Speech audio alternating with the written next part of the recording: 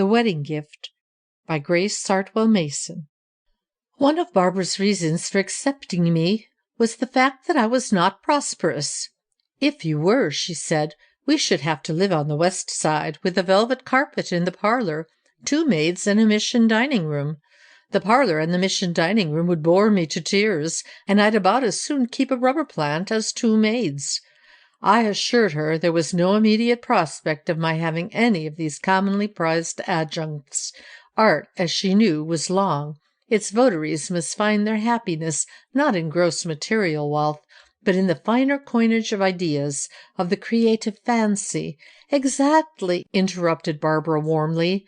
"We are not like other people. The conventional things of life, such as houses and furniture and regular meals, you know, would hamper us. We must live for our art. Nothing else matters." And on this basis we set up our goods in Greenwich Village at the top of a rambling old house. The good north light attracted me, and the irregularity of the rooms pleased Barbara.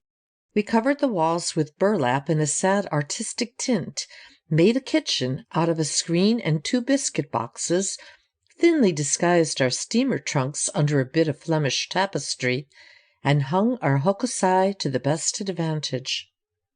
Our housekeeping was of the lightest. It was positively airy on those days when Barbara wooed her muse, but as she said, who would be the slave to a breakfast or luncheon hour? As long as one was at peace with one's artistic conscience, what mattered meals? At night we rubbed from our brows the wrinkles of work and dined out with other demi-celebrities and demi-semi-celebrities in a soothing atmosphere of pink-shaded candles and artistic shop-talk. Our impromptu suppers, when Benson the artist or the clever Fenways or Jimmy Dick dropped in, were hilariously successful. Of course, the next morning was apt to be rather disagreeably untidy, with sticky dishes all about the place and empty olive bottles in the bathtub. And there was usually the janitor to pacify, on account of Jimmy Dick's noise. But Barbara liked it. She said it appealed to her imagination, like living one of Murger's stories, you know. I think she knew how pretty she was in my painting smock. She made a joke of the inconvenience of keeping one's best clothes in boxes under the bed, and declared, even as she grovelled in search of her hat with the pink plumes, that the life exactly suited her. We worked hard and happily. If we were sometimes a little crowded, we were at least not dull. And then there came Uncle Peter's wedding present. I had never quite believed in Barbara's Uncle Peter. He lived in a vague limbo known as the Northwest, and there was a tradition in Barbara's family that he was vastly wealthy, but inasmuch as none of them had seen or heard from him in years, it seemed to me highly probable that he was one of those pleasant myths no household should be without. Barbara was specially fond of the Uncle Peter tradition. She had sent him an announcement of our marriage, addressed in simple faith to Nome, and when a lean week was upon the Greenwich flat, she cheered herself by considering what she would do if Uncle Peter should send us a gold nugget or some mining stock for a wedding gift. I had lifted the voice of scorn so often against this relative of Barbara's that when she telephoned me one day that there was a letter from Uncle Peter, I told her I had no time for fairy tales. "But it's true," she cried over the telephone. "He's written, and he's sending a wedding gift, and he says, 'Take good care of the present I'm sending, and it will reward you.' Now doesn't that mean nuggets or mining stock?" "Sounds like a Bible to me," I said, and Barbara rang off sharply. But in spite of myself, I was curious about this revival of Uncle Peter, so I put away my drawing board. I was at work in the zoo making sketches for Headley's wild animals in their native haunts, and went home early. I found Barbara sitting on the floor, and about her there billowed a sea of steamship literature. I should state here that Barbara cherished a dream of a year in Europe, and whenever she sold a tale or I drew a successful beast, our flat was flooded with booklets setting forth the allurements of every place on earth but home. When I saw her thus surrounded, I concluded that she must have landed a serial, but on inquiry I found it was Uncle Peter's letter that had so uplifted her. I feel it in my bones," she cried, "that he's sending nuggets or a cunning bag of gold dust." Such is the infection of Barbara's optimism that I scoffed but weakly, and that night we celebrated on our expectations. After a dinner that we could not afford, we came home and spread out all the steamship epics on the table. We decided on Florence and Fiesole for the winter, with a few weeks in Paris. We got out Italian backgrounds and somebody on medieval towns, and we had altogether a joyous evening. Part 2. Next morning the present came. It took 2 strong men to drag it in. It was in a box about the size of our bathroom, with slats across the front. Through these there peered the bloodshot eyes of a huge animal. "You've made a mistake," I said sternly to the men. But Barbara, who had been reading the card on the box, cried out that it was the wedding present from Uncle Peter, and fell into a chair. I cannot classify the sort of seizure Barbara had when the men were gone. It seemed like hysterics mixed with the fit of temper. "Barbara, calm yourself," I besought her. "I can't. It's so funny, and I'm so mad." "Well, then, I'm going to let the beast out," I said. The threat had instant effect. Bab stopped gurgling and jumped up. "He may eat us alive," she cried. But I had been peering through the slats at the wedding gift, and I felt much braver. "I'll not let him harm you, Barbara," I said, and began to pry the slats from the box. Barbara armed herself with a Tanagra figurine and climbed into the Morris chair. When the last slat was off, I stepped aside hastily, for the beast, with a roar, precipitated itself into the room. I may as well get over this painful portion of my narrative as rapidly as possible. It is sufficient to state that to us, in a New York flat, our dear Uncle Peter had sent a Siberian bloodhound. The beast gamboled about with the airy grace of a rhinoceros, knocking over chairs and Barbara's tea table with the wagging of his tail. "I shall offer him for sale," I said disgustedly. "But what shall we do with him in the meantime? He's too big to be imprisoned in the bathroom, and the police won't allow him on the fire escape." Oh, look at him now!" cried Barbara. Over his pendulous chops and his fierce red eyes a smile seemed to pass. He began a mincing shuffle toward Barbara, the droop of his tail seeming to say, "Don't be afraid, little girl," and laid his great head softly on her foot. "Why, he's taken to me!" cried my wife, and I knew from her tone we were going to keep the beast. There is no use urging expediency where Barbara's affections are concerned. She had fallen in love with her wedding present.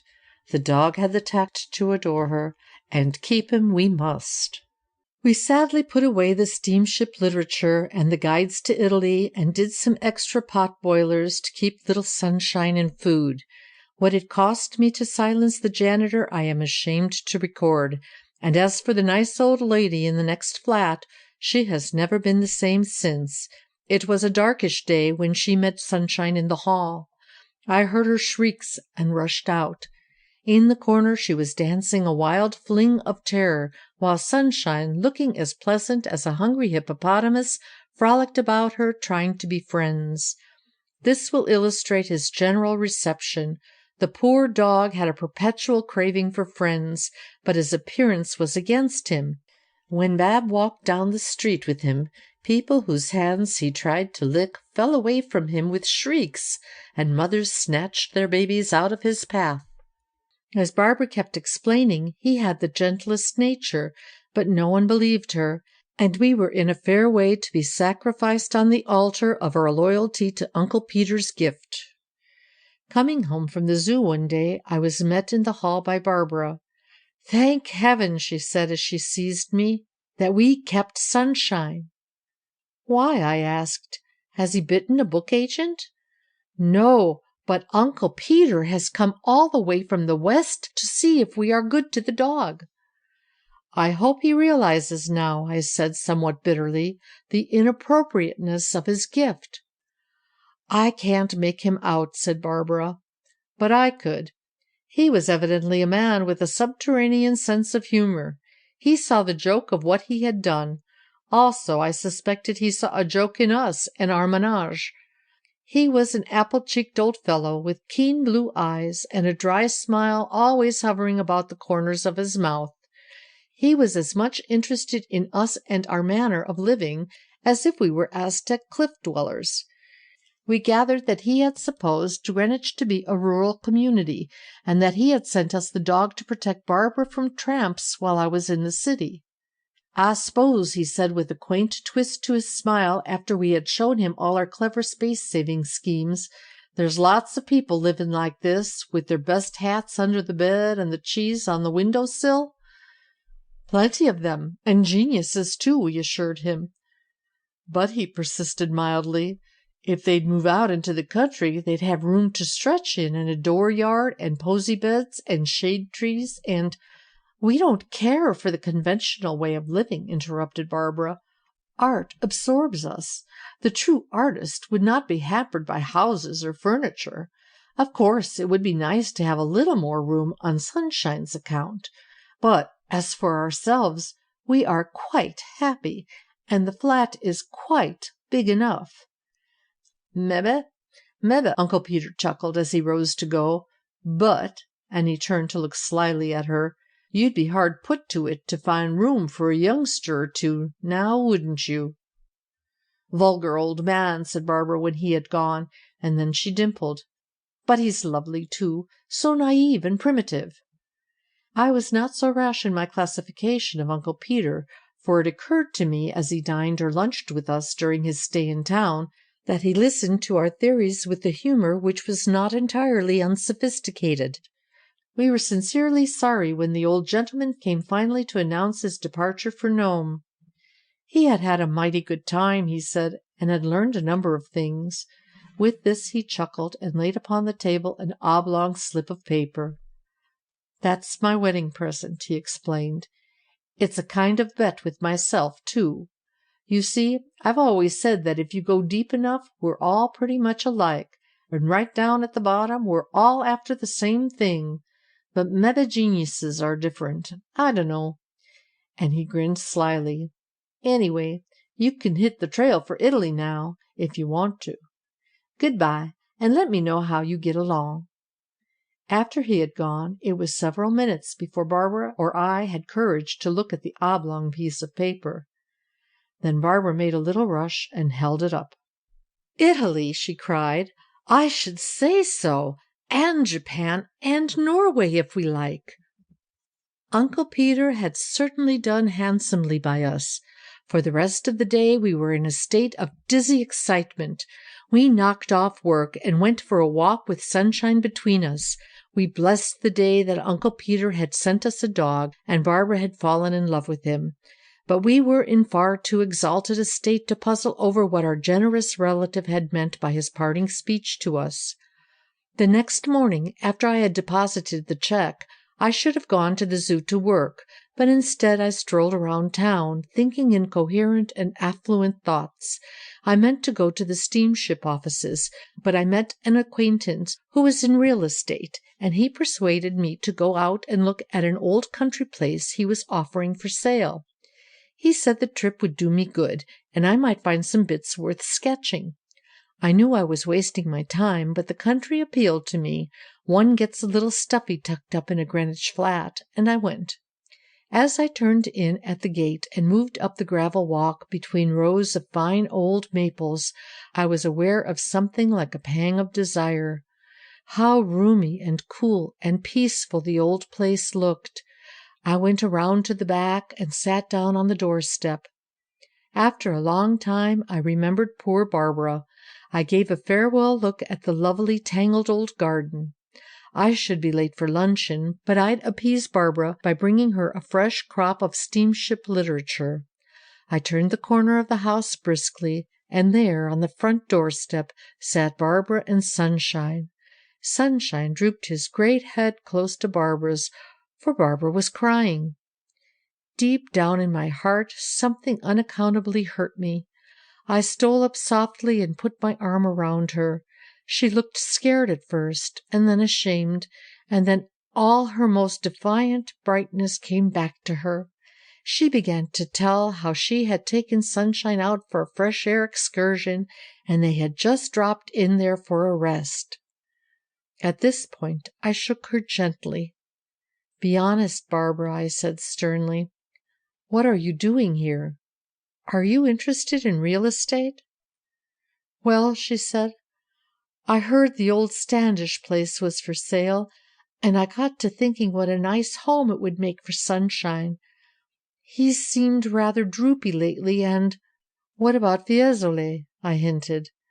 The words seemed to rouse in her a sudden tempest. She jumped to her feet and stretched out her arms to the quiet old trees and the lovely tangled garden. "I want a house," she cried. "I want a really, truly home. I'm tired of keeping my clothes behind the piano and eating chafing dish food. I'm tired of a janitor and people above and below me. I'm tired of the Fenways and all poseurs. I know I'm common and bourgeois, but I want a place where there's room for something besides art, flowers and a kitchen range, and dogs, and plenty of clothes presses, and children. Ah, dear little Barbara, the old trees looking down on us must have thought we were lovers long estranged and reconciled at last. The leaves seemed to rub their hands softly as if something pleased them. I know my nose is red," said Barbara after a while. "And where is Sunshine?" Sunshine was discovered cooling his nose in the garden mold, having been stung by a bee. We were making a soothing poultice of mud for him when Bab looked up at me soberly. "I don't believe we're so different from other people after all," she said, and then suddenly sat down in the onion bed. "Why," she cried, "that's what Uncle Peter bet the $10,000 on." "And he's won!" I shouted. We sat side by side in the onion bed and felt the burden of being different from other people roll from our shoulders. We were just commonplacely happy till finally the whiz of a distant trolley roused us. "If you're bent on buying this place, Barbara," I said, "we'd better hurry back to town before someone gets in ahead of us." And clapping the mud poultice on Sunshine's nose, we joined hands and ran for the car. End of The Wedding Gift by Grace Sartwell Mason.